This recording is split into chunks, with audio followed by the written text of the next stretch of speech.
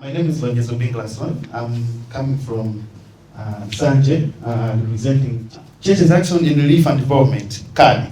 So as you can see, it's a church-based organization. That's why I've started with Hallelujah. That's what I do. Hallelujah. That's what we do. So Hallelujah. Instead of greeting you, I'll just say Hallelujah. I'm going to present on a project which is called Sustainable Energy for Rural Communities. I'm going to take you through the background, the governance structure, the business model, the tariffs that we've set, the balance between productive use of energy and the domestic customers, as well as key lessons and the plans that we have. CAD is implemented this project, which is called Sustainable Energy for Rural Communities, SEARCH, in Sanje and Chikwawa. It was funded by European Union, and we are in partnership with Practical Action, which was our consortium lead, and HIVOS was our technical and business model partner, and Environment Africa was our firm implementer in Chikwawa, and CAD the implementer in Sanje. So normally the aim of the project was to contribute to the attainment of sustainable energy for all. That aims to ensure universal access to modern energy facilities in the rural areas of Malawi and Zimbabwe. We had our partners in Zimbabwe, SNV, Dawani Trust, and then in Malawi as well, Environment Africa, and the CAD, as well as the HIVOS. So the specific aim was to improve the access of modern energy to rural areas in terms of social and economical activities, well-being. Our target was 30,000 men, women, children in the remote areas of rural Malawi and Zimbabwe. Normally 20,000 was scattered in Malawi and 10,000 in Zimbabwe. So the project anchored an off-grid energy service delivery to the agriculture and socio-economic development activities in the isolated areas of Malawi and Zimbabwe. So right now I'll be talking about Malawi now. I will leave Zimbabwe alone. So our target areas, the first was the mini grid, which are 4 of them, and these are servicing irrigation schemes, clinics, schools, and some rural entrepreneurs, and the CESET, which is abbreviated as Community Energy Service Companies. We also have some energy kiosks in Chikwawa and Sanje, 9 of them, which is normally servicing the low energy users, those that cannot manage to connect to the mini grids. So we normally provide solar lanterns that can, so that they can, the communities can be able to light, they can still be able to light their homes. So the project overview, we've got Chimombo mini grid, which is which has got a capacity of 15 kilowatt, servicing just about 15 customers. 7 of them are the households, and 1 solar maize mill, 1 solar energy kiosk, and a bottle store. And we've got Nyamvuwu in Sanje, which is about 30 kilowatt. This one is servicing 20 customers. The first customer is the irrigation scheme, which is gathering about 30 hectares in Sanje, and some small businesses, and the cattle farm. And we also have Mwaliji and Wolole in Chikwawa, which is 15 and 25 kilowatt respectively. So these are servicing also irrigation schemes and some energy service centers. So I will just want to see the overview of the mini grid. This is Nyamvuwu Solar Power Station in Nsanje, which is 30 kilowatt, and that's the power station. Behind it, that's the Nyamvuwu irrigation scheme, which is about 30 hectares. And these are the power lines from the mini grid, which is being run using a single phase transformer, a step up and a step down, 2 step downs. And this is inside the Nyamvuwu powerhouse. We've got 24 batteries, 2 volts each, 2613 AH, and some hybrid inverters all over there. So these are students at one of the schools in Nsanje. This one is a maize mill, which is also being powered by the mini grid at Chimombo. And we've got some. This is the solar energy kiosk at Nyamvuwu, which is servicing the low line. These are the lanterns that I was trying to mean.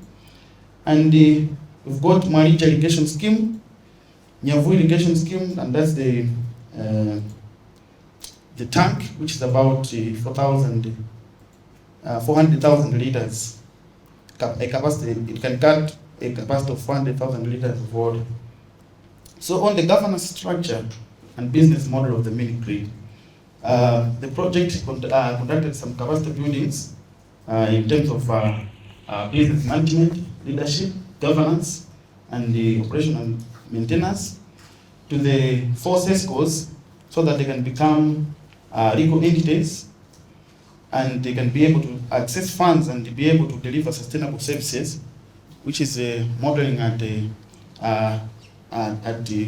having a constant investment of what they're getting. So normally the operators are the ones that collect the fees, and the business model itself is that the CESET own, maintain and operate the mini grids. Unlike in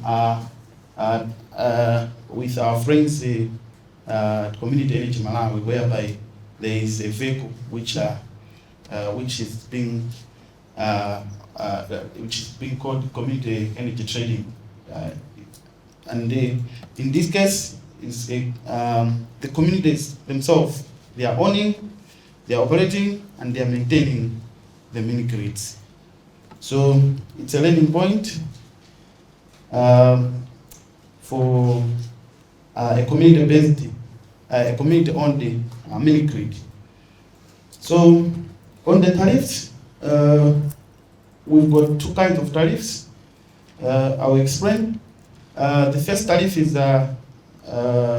based on meters, smart meter, whereby 96.6 kwacha per kilowatt is being used for a business category, and 67 for a social facility per kilowatt, that is, and 86.2 kwacha per kilowatt for a household category. However, in the first place, before the meters, we had some fixed monthly tariffs which were set, and because of the service level agreement which was there between Practical Action and the Corner of Malawi, which expired some time back, and we have experienced that some mini grids are not able to they are not able to be they are no longer using the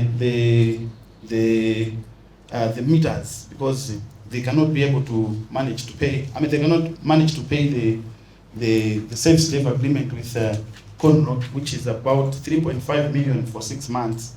So as you can see, the customers that are there, they're just few. They cannot be able to raise that amount of money. So what we did was to just come back to the monthly fixed tariff system, which is 6,000 for 6,000 for a business category, 5,000 and 1,500 for household and social facility respectively.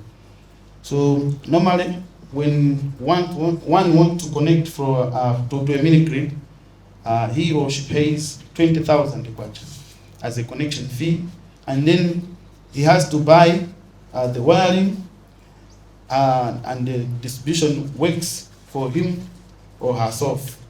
So this one is a huge blow to most of the customers. That's why we are not able to connect to many customers, because the project does not provide such startup materials for the sales calls.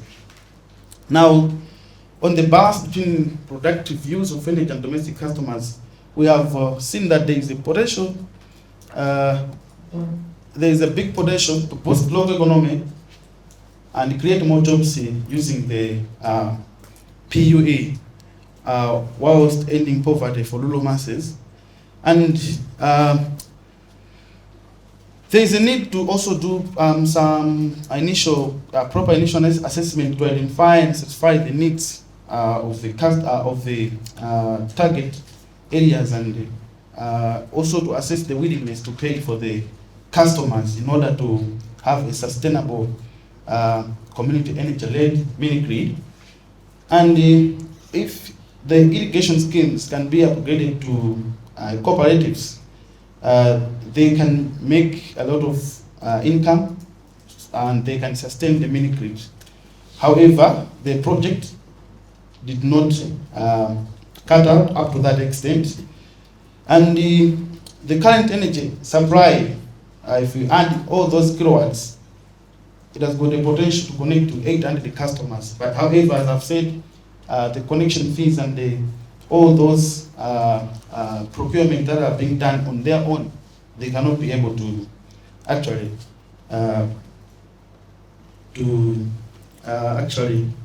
do the needful. So key lessons on the routine monitoring and inspection. I have seen that community-owned projects on their own are not sustainable because of poor financial management, inability to grasp technical aspects, and handle a complexity of energy installation and operations. So, a lesson learned to you, and also there is in our mini grids there is some encroachment by marriage, and this gives customers like some choices. Which should I choose? So that one is a blow to us, and we need also to consider a low income level for communities with an equal eye whenever we are implementing a sustainable community energy-led mini grid. So community engagement should also be emphasized in the life cycle of the projects. If you want the project to be owned by communities, you need to involve them from the start. I can assure you that the technicians, they are based at local level, and they will train them from the beginning, and they can be able to make some new connections on their own without even my presence. So the future plans is to boost the power stations and connect more households, and we are also proposing to relocate Marija mini grid. We are currently lighting some proposals that can find some funding whereby we can relocate Marija irrigation mini grid, Marija mini grid. This mini grid has been suffered by Cyclone Anna, whereby the whole village was immersed in water, including the powerhouse. So the mini grid is down. So only 3 are running, and this one, the people have been allocated to an upperland. So we want to take this mini grid to that area. So this is it. Thank you very much.